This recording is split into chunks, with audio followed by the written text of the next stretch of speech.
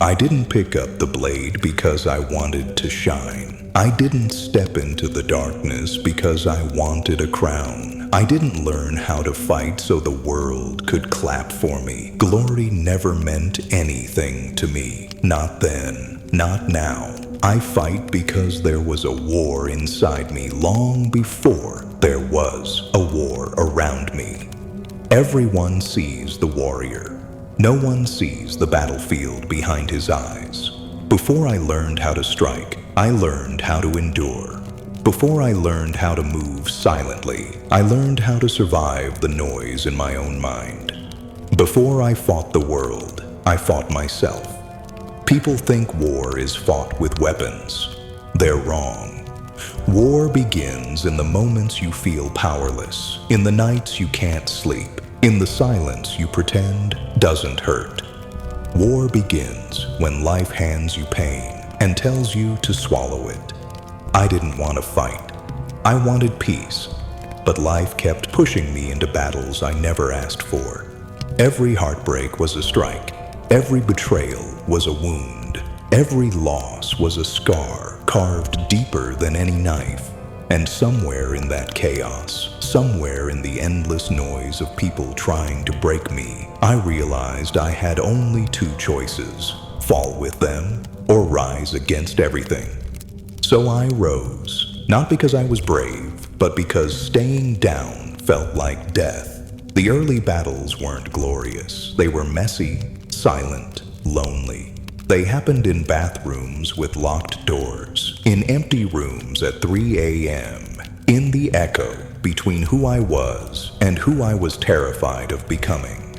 That's where the assassin was born. Not in victory, but in struggle.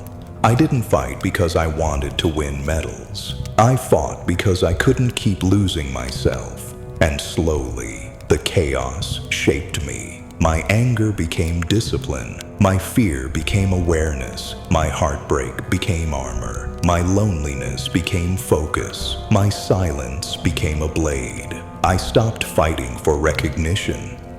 I started fighting for restoration, to restore my power, my peace, my voice, my direction. That's when I learned the truth that changed everything. Warriors who fight for glory burn out. Warriors who fight to end the war become unstoppable. Glory is a distraction. Validation is a trap. Applause is a leash. But purpose is a weapon. And mine was simple. Stop the war that tried to swallow me whole by becoming the one thing the war could never defeat. I don't need people chanting my name. I don't need a spotlight. I don't need a throne. I need closure. I need peace. I need the war inside me to finally go quiet. And that peace doesn't come from trophies. It comes from eliminating whatever tries to drag me back into chaos. Even if that whatever is a version of me I no longer recognize. So no, I don't fight for glory. I fight because I'm done being a victim of my own past. I fight because I'm tired of bleeding in silence. I fight because the war ends only when I decide it does. I fight for peace, not praise. And anyone who stands between me and that peace, whether it's a memory, a person, or a fear, will be met with the full force of the warrior I've become. I don't fight for glory. I fight to end the war. People think war is loud. They imagine explosions, screams, chaos filling the air. But the real war, the one I've been fighting my whole life, it's silent. It happens in the mind. In thoughts that hit harder than punches. In memories that cut deeper than steel. In the shadows of your past that stalk you long after the people are gone. Some wars aren't fought with armies, they're fought alone. I didn't realize it at first. I thought I was struggling with the world, with their judgment, their rejection, their expectations. But eventually, I understood something brutal. The battlefield wasn't outside me, it was inside me. And the enemy wasn't them. It was the version of me they created. The insecure me, the broken me, the lost me, the me who believed every lie they told, every limitation they set, every label they pinned on my back. I wasn't fighting people. I was fighting the damage they left behind. That's why glory never mattered to me. How can you chase medals when you're trying to kill the monster living inside your own chest? This was never about pride. It was about survival. There comes a moment in every warrior's life where he realizes the truth. Your biggest opponent is the echo of who you used to be. And I had to assassinate that echo piece by piece.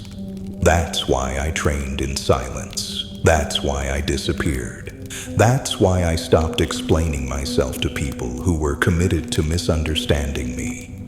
I wasn't isolating. I was rebuilding, sharpening, preparing.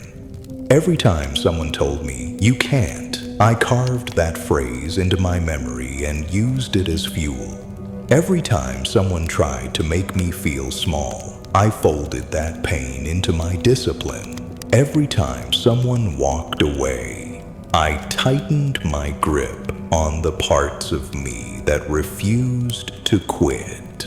You don't become an assassin by chance. You become one because the world leaves you no other way to survive.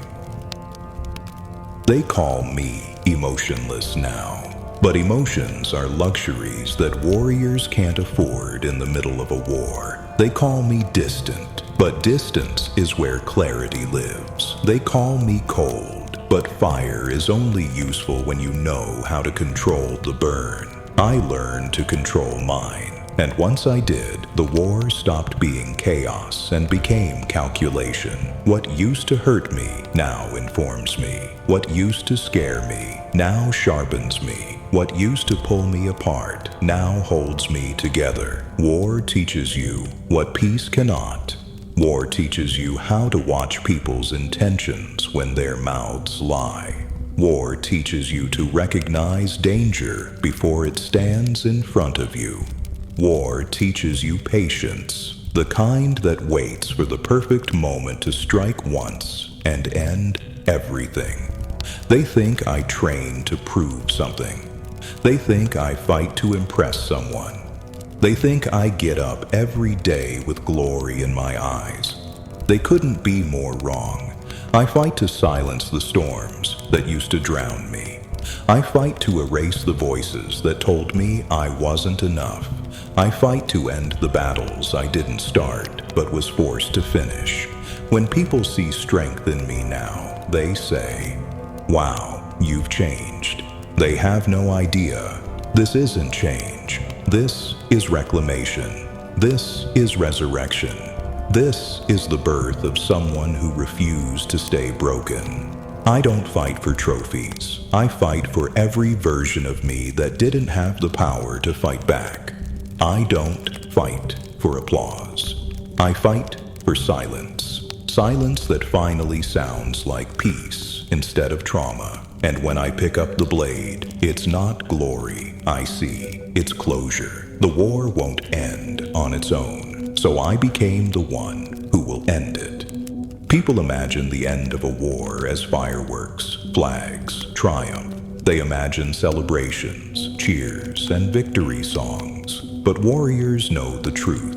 Real wars don't end with noise. They end with silence. The kind of silence that feels heavier than any battlefield.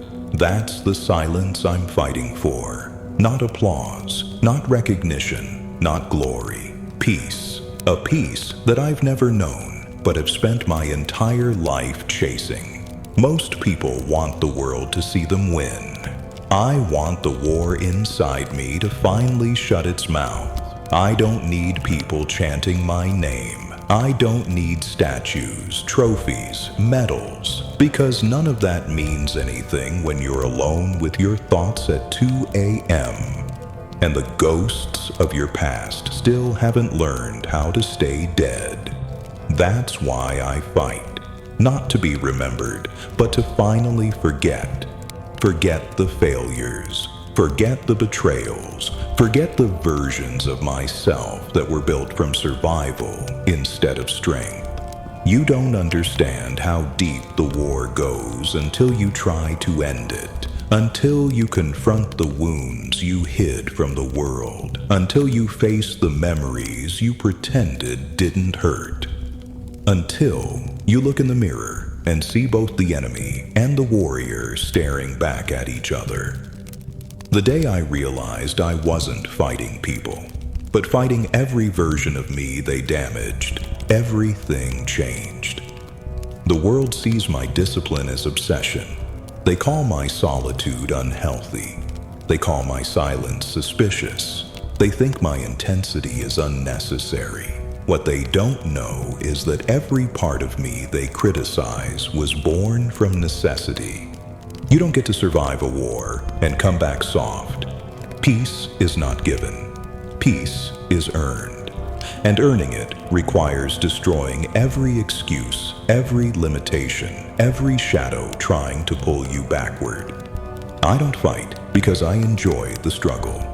I fight because stopping the struggle would mean surrendering to a past that refuses to stay buried. Ending a war means confronting it, not avoiding it, not hiding from it, not pretending it never existed. Ending a war means becoming the one who walks straight into the fire because running from it keeps the flames alive. So I walk into the battlefield willingly, not with pride, not with ego, but with certainty. Certainty that the only way out is through. I've learned something most people never will. Wars end the moment you stop fighting the world and start fighting the parts of yourself that allow the world to break you. I don't fight to look strong. I fight to become strong. Strong enough to never again be controlled by fear, guilt, shame, or memory. Strong enough to be my own peacekeeper, my own guardian, my own closure. And when the dust settles, when the battlefield finally grows quiet, I don't imagine an audience waiting for me. I imagine myself sitting alone in the silence that once terrified me and feeling nothing but clarity. That's the victory I want. Not a crown, not a celebration, not a title, just the ability to breathe without the past choking me. So no, I don't fight for glory. I fight to end the war inside me, around me, before me. I fight until there's nothing left to fight, until the blade feels unnecessary, until the darkness feels safe, until the voices quiet down, until the world can no longer drag me into battles I didn't choose.